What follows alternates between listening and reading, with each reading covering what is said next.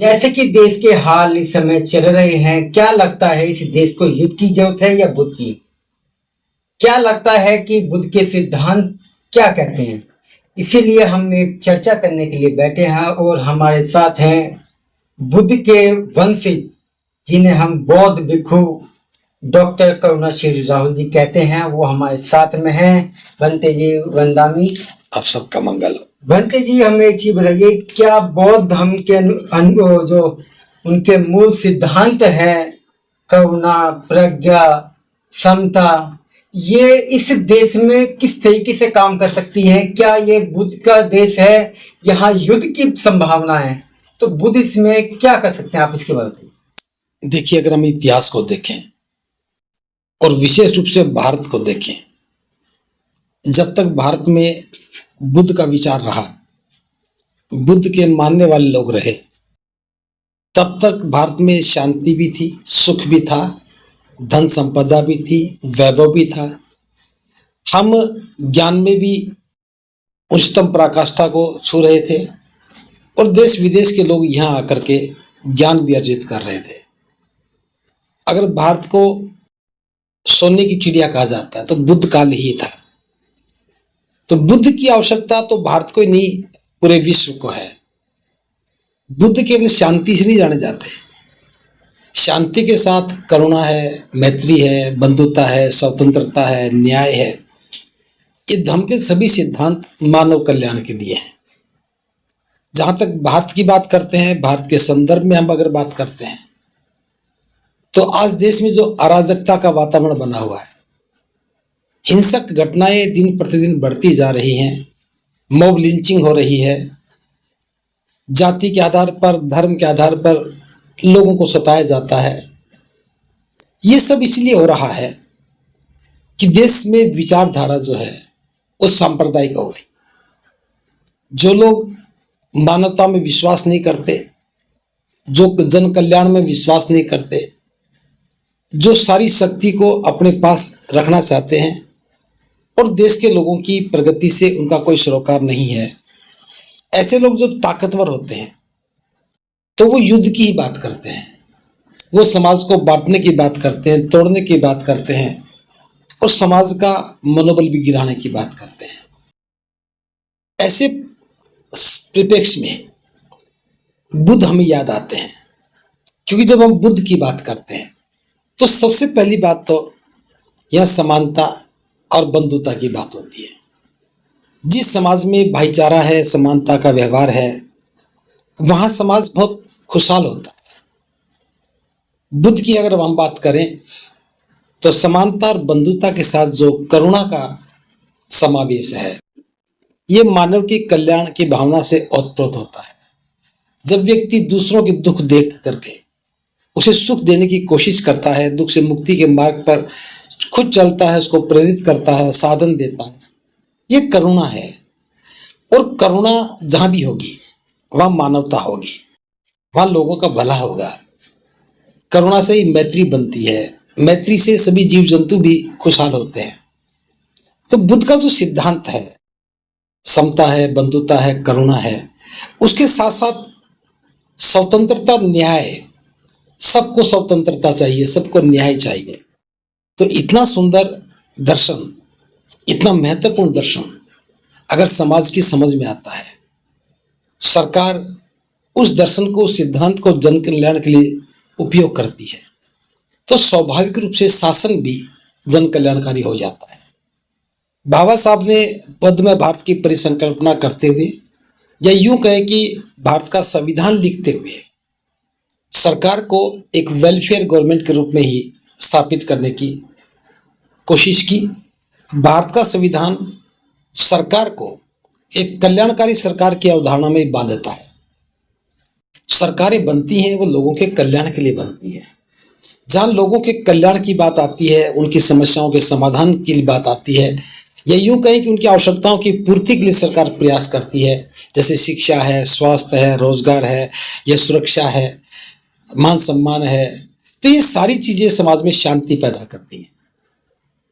आज हम देख रहे हैं कि लंबे समय से भारत बुद्ध से वंचित हो गया। और बुद्ध से वंचित होने के साथ साथ उनकी शिक्षाएं भी लुप्त हो गई। अब लंबे समय से जब से देश आज़ाद हुआ, हम जब से भी बात करें तो किसी भी सरकार ने एक वेलफेयर गवर्नमेंट की भूमिका में काम नहीं किया, एक जन कल्याणकारी नीति के साथ काम नहीं किया। लोगों की समस्याएं बढ़ती चली गई। शिक्षा जैसे मुद्दे आज अपनी पहचान बनाने में प्रयासरत हैं। जिस शिक्षा से राष्ट्र का निर्माण होता है, जिस शिक्षा से जीवन का निर्माण होता है, उसी शिक्षा का व्यवसायीकरण कर दिया, उसी शिक्षा को जनता से दूर कर दिया, उसी शिक्षा को लोगों की पहुंच से भी दूर कर दिया, महंगा कर दिया। ये सब जन कल्याण के काम नहीं है। ऐसे में अराजकता जन्म लेती है।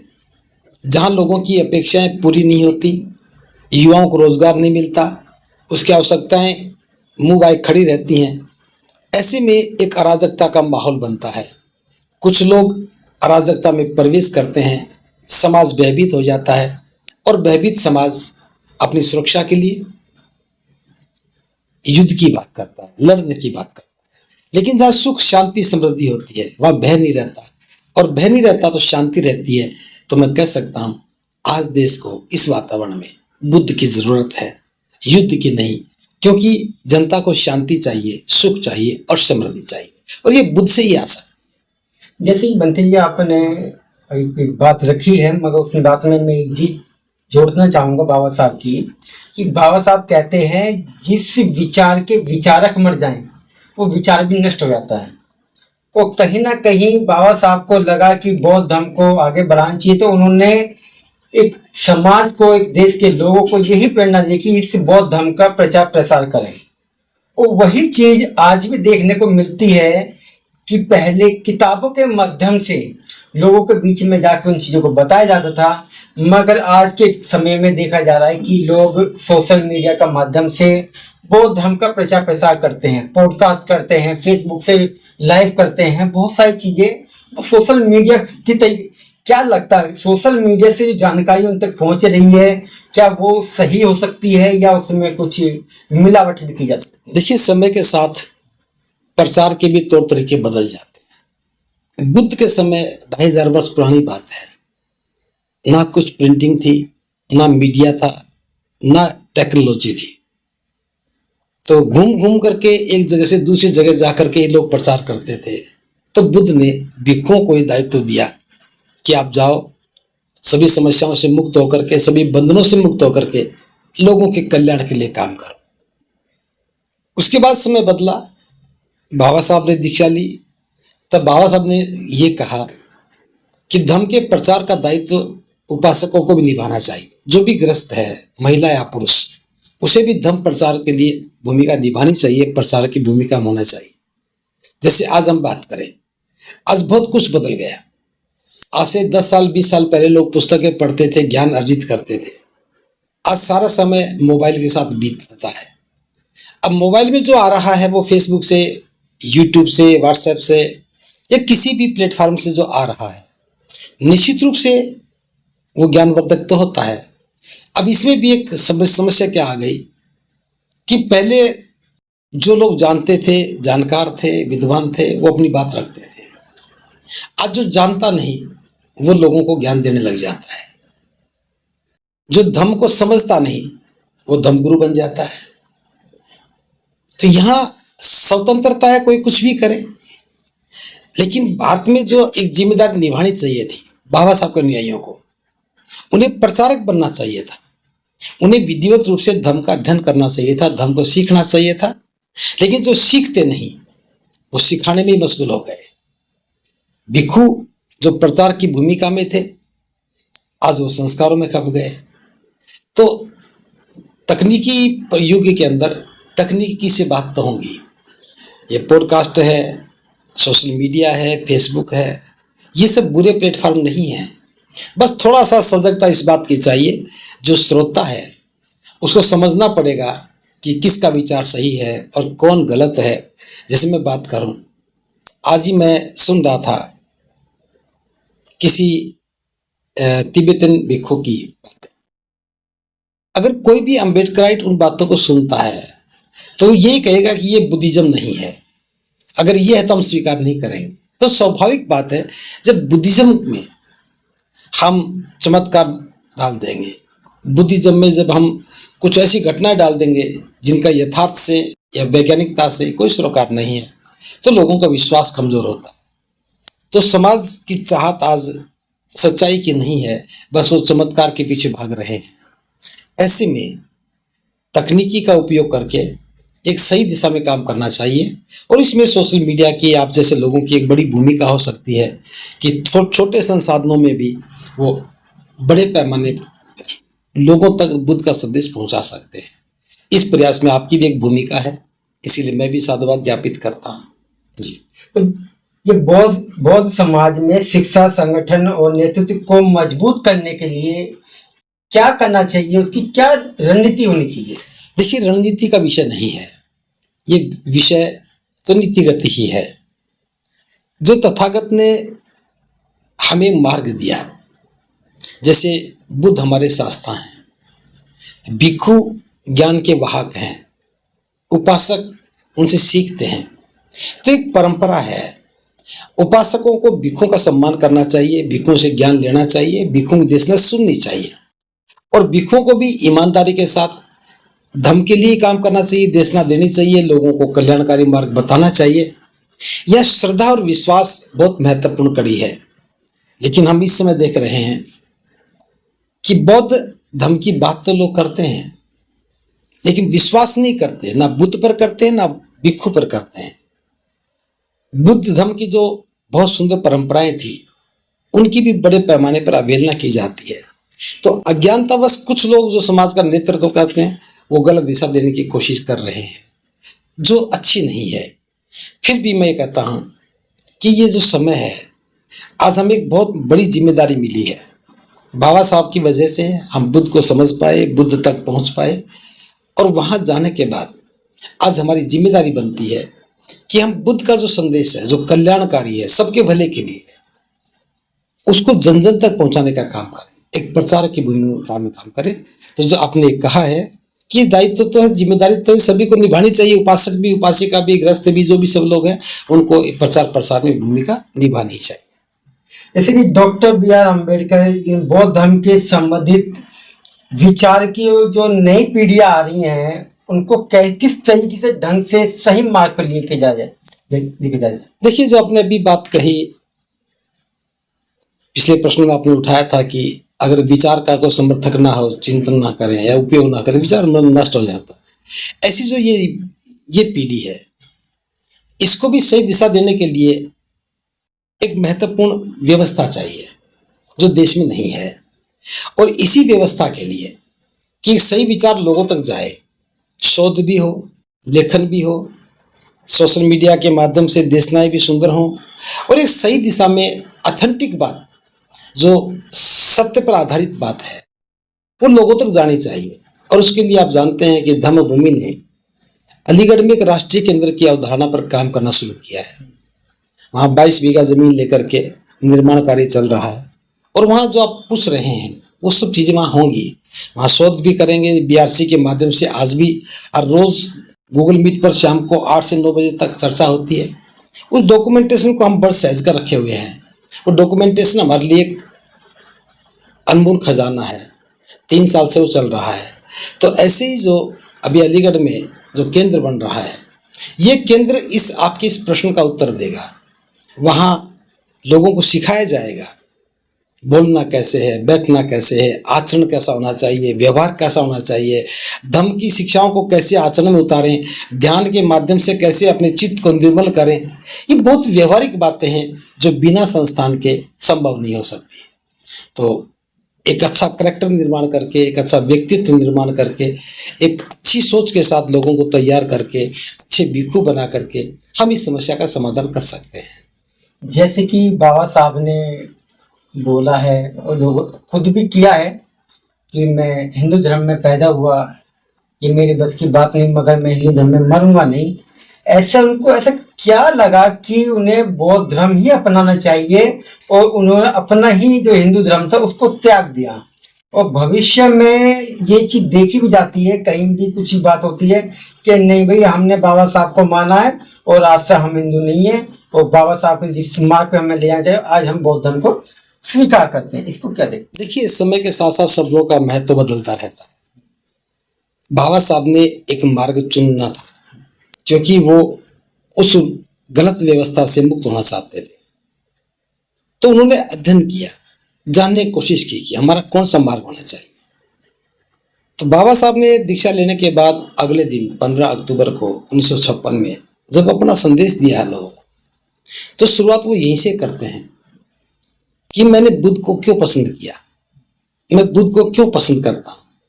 तो बाबा साहब कहते हैं कि इसमें कुछ बातें जो मुझे अच्छी लगी, वो बहुत महत्वपूर्ण बात है। पहली बात तो ये, बौद्ध धर्म में आत्मा परमात्मा के लिए कोई स्थान नहीं है। जो सभी आदमियों की उलझन है, सबसे पहली उलझन आत्मा का क्या होगा, परमात्मा है, कोई शक्तिशाली है, तो इस प्रकार का कोई पाखंड वहां नहीं है, कोई सर्वोच्च शक्ति नहीं है जो मनुष्य को चलाती है। दूसरी बात जो बाबा साहब ने कही, इसमें समता है, बराबरी है, क्योंकि हम सभी लोग गैर बराबरी से पीड़ित हैं। जातिवाद गैर बराबरी पैदा करता है। गैर बराबरी नहीं है, समता है, समता के साथ बंधुता भी है। यानी कि जो भी बुद्ध का अनुयायी है वो बिना किसी व्यक्ति का धर्म देखे, कुछ देखे, सबसे बंधुता का व्यवहार करता है, भाईचारा का व्यवहार करता है।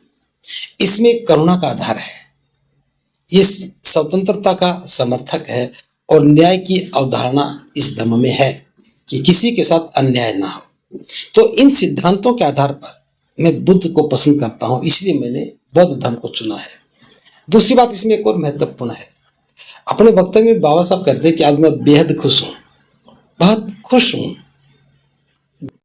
क्योंकि 21 वर्ष पहले जो मैंने संकल्प किया आज पूरा हो गया। एक तो खुशी इस बात की है, दूसरी खुशी इस बात की भी है कि मैं आज नरक से मुक्त हुआ हूं, नरक से मुक्त हो गया। तो ये बात हमारे सबके समझने की है। आजादी के 75 वर्षों के बाद, या यूं कहें कि बाबा साहब के दुनिया से जाने के 70 वर्ष के बाद भी अधिकांश लोग उसी नरक में ही खुशी अनुभव कर रहे हैं। जैसे नरक किसे कहा, नरक की सामाजिक व्यवस्था को कहा, जहाँ भेदभाव है, जहाँ छुआछूत है, जहाँ असमानता है, जहाँ शोषण है, जहाँ अन्याय है, जहाँ किसी के साथ कोई बंधुता की भावना नहीं है, दुखी के लिए कोई करुणा नहीं है, जीव जंतुओं के लिए मैत्री नहीं है। इस प्रकार से हम देखते हैं कि बाबा साहब ने जिस बात को लेकर के बुद्ध को पसंद किया, ये और धर्म में नहीं है। सब में अच्छी अच्छी बातें हो सकती हैं, लेकिन बाबा साहब ने सबसे सर्वश्रेष्ठ मार्ग अगर को चुना, वो बुद्ध का मार्ग था। और मैं कहता हूं कि इस सदी में अगर हमारे लिए सबसे अनुपम उपहार अगर किसी ने दिया है तो परम पूज्य बाबा साहब डॉक्टर अम्बेडकर ने दिया है, और वो बुद्ध का धम्म है, जिससे हम न केवल गौरवान्वित हो रहे हैं, बल्कि सुख, शांति, समृद्धि का एहसास भी कर रहे हैं, और सम्मान और स्वाभिमान के साथ जीवन यापन भी कर रहे हैं। तो बाबा साहब का ये संदेश किस इस व्यवस्था से बाहर निकलना है, रूढ़िवादी व्यवस्था है, इसमें हमारा भला नहीं है, ये किसका भला कर सकते हैं। अब जिसके नाम पर लोग नमन करते हैं, जिसके नाम पर लोग पूजा करते हैं, जिसके नाम पर लोग मांगते हैं, उसको दान देते हैं, उसी को चोरी करने वाले लोग किसी का भला कैसे कर सकते हैं। तो बाबा साहब ने बहुत सुंदर बात धम्म दिया, हमें इस बात को समझना चाहिए। मैं किसी की पद्धति की बात नहीं कर रहा हूं, मैं किसी धर्म की आलोचना की बात नहीं कर रहा हूं। सभी लोगों को अपनी आस्थाएं हैं, विश्वास, लेकिन बाबा साहब का विश्वास किस बात में है, समता में, बंधुता में, न्याय में है, स्वतंत्रता में, करुणा में, मैत्री में है, और ये बुद्ध के अलावा नहीं मिल सकती। इसलिए बाबा साहब ने उस व्यवस्था को त्यागने की बात कही, इस व्यवस्था को स्वीकार करने की बात। जैसे कि आपने जीवन ले रखा है और लगभग काफी समय हो चुका है, तो उस समय में और आज के समय में और आने वाले 10 साल में, तो ये बौद्ध धर्म की आप किस तरीके से आप देखते हैं कि ये कहाँ तक पहुंचा है, क्या देखते हैं? देखिए, मुझे भिक्खु जीवन के 20 वर्ष हो गए हैं, और मैं देख रहा हूं, पहले मैं हरियाणा में अकेला ही भिक्खु था, मनोबल भी नहीं था। लोग भी पूछते थे कि हरियाणा में बौद्ध हैं, मैं कहा हरियाणा में बौद्ध तो नहीं है, लेकिन भिक्खु एक है। आज इन बीते हुए समय में आज हरियाणा में कम से कम 25 भिक्खुनियां हैं, तो छोटी बात नहीं है ये। दूसरी बात, दिल्ली में झंडे भी नहीं मिलते थे। आज जहां भी जाओ, हर गली पर, हर नुक्कड़ पर कोई न कोई पंचशील का झंडा दिख जाता है। जब कोई प्रोटेस्ट होता है, आंदोलन होता है, तो जितने नीले झंडे होते हैं उससे ज्यादा पंचशील के झंडे होते हैं। आज चारों तरफ लोग बुद्ध की बात करने लगे हैं, बुद्ध की सुनने लगे हैं, बौद्ध धर्म की बात करने लगे हैं, अपने आप को बोध करने लगे हैं। तो मैं तो बहुत आसान्वित हूं कि वर्तमान में जो वातावरण बना, हालांकि भय का वातावरण है, ये भी है कि यहाँ अराजकता का वातावरण है, ये भी है कि यहाँ पर विरोधी विचारधाराओं के साथ बुरा व्यवहार भी किया जाता है। फिर भी ये धर्म की स्थापना के लिए, धर्म की प्रगति के लिए बहुत अच्छा वातावरण है। अगर ये वातावरण इतना अच्छा नहीं होता तो बौद्ध धर्म आगे नहीं बढ़ता। तो कई बार जो हमारा अहित करने की कोशिश करते हैं उसमें भी हमारा हित हो जाता है। और फिर बाबा साहब ने कहा था कि 21वीं सदी हमारी होगी। अभी तो 21वीं सदी की शुरुआत है और निश्चित रूप से बाबा साहब की कही हुई एक भी बात आज तक गलत नहीं हुई। उन्होंने एक बार कहा था, जब बाबा साहब को अंग्रेजों का दलाल कह रहे थे, देशद्रोही कह रहे थे, तो बाबा साहब ने कहा था आने वाले समय में 30 वर्ष के बाद जब मेरे योगदान का मूल्यांकन किया जाएगा, जब मेरे कार्यों की समीक्षा की जाएगी, तो इस देश में मैं पहला राष्ट्रभक्त व्यक्ति मिलूंगा। भले ही थोड़ा समय में विलंब हो गया, लेकिन आज हर एक राजनीतिक पार्टी बाबा साहब को आगे रख करके ही वोट की बात करती है। हर एक सामाजिक धार्मिक संगठन बाबा साहब को लेकर के ही बात करता है। तो ये बाबा साहब का जो कथन है 21वीं सदी हमारी होगी, हमारी का मतलब क्या है? हमारी का मतलब है कि जो बुद्ध का विचार है, जो बुद्ध की देशनाएं हैं, वो घर घर होंगी, बुद्ध के अनुयायी घर घर होंगे, देश में सरकारें होंगी, वो बुद्ध की समता, मैत्री, बंधुता की बात को आधार बना करके करुणा के साथ लोगों का कल्याण करने लगेंगी। वेलफेयर गवर्नमेंट बनेगी। ये नहीं कि किस पार्टी की सरकार बनेगी, सरकार किसी की बने, लेकिन बिना बुद्ध के तो नहीं चलेंगी। आज देश में युद्ध का, पूरी दुनिया युद्ध के मुहाने पर है। अमेरिका इजराइल वार चल रहा है, अमेरिका इजराइल इराक वार चल रहा है, बहुत से देशों में और भी घटनाएं हो रही हैं, और क्या पता कब देश में विश्व युद्ध हो जाए। युद्ध छोटा हो या बड़ा हो, उसके बाद सभी लोगों को शांति चाहिए। तो युद्ध से पहले भी अगर शांति हो जाए तो बुद्ध की आवश्यकता है। बुद्ध होंगे तो युद्ध नहीं होंगे, लेकिन विश्व में जब बुद्ध को नकारा गया तो युद्ध के मुहाने पर पहुंच गए।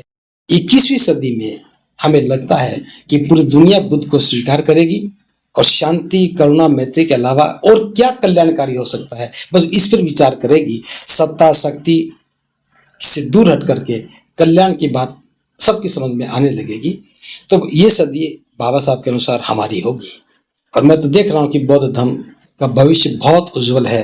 जब बाबा साहब ने दीक्षा ली तब एक भी बोधि वृक्ष पर हरा पत्ता नहीं था, जड़ें हरी थी, और आज तो शाखाएं भी दिख रही हैं, पत्ते भी हरे दिख रहे हैं। बस और बोधि वृक्ष फले फूले, ये हमारी कामना है। जो अभी हमारे दर्शक देख रहे हैं, तो आप उन्हें क्या संदेश देना चाहते हैं, जरा ये बोलिए। मेरा संदेश कोई इससे अलग नहीं है। बाबा साहब ने हमें अपनी विरासत का वारिस बनाया, समझाया कि बौद्ध विरासत हमारी विरासत है, पूरे विश्व में विरासत फैली हुई है। और सबसे बड़ी बात, बुद्ध का जो विचार है, इसका वारिस बनना, धर्म का वारिस बनना सबसे मतलब महत्वपूर्ण अनुभूति है। तो बाबा साहब की बात समझ में मेरे आई तो मैंने भी बुद्ध के मार्ग को चुना। मैं सभी से कहना चाहूँगा कि बाबा साहब ने हमें एक विरासत दी है, हम उसके वारिस हैं, समझा दिया है। बस खड़े हो जाओ और हम वारिस हैं ये सिद्ध करते हुए बुद्ध की बात का अनुसरण करो, धर्म का अनुसरण करो और बौद्ध में भारतीय परिसंकल्पना पर काम करो। इससे हम सबका मंगल होगा, देश का मंगल होगा और पूरी दुनिया का मंगल होगा। तो आपको भी बहुत बहुत साधुवाद कि आपने मुझे अवसर दिया इस बात। जैसे कि आपने अभी सुना, भंते करुणा श्री राहुल जी ने अपने विचार रखे हैं, और जो भी हमारी आपस में बातचीत हुई है बौद्ध धर्म को बढ़ाने के लिए, कहीं ना कहीं ये चैनल भी बौद्ध धर्म को प्रचार प्रसार में आगे आता है, और हम यही चाहते हैं कि धर्म को आगे बढ़ाया जाए।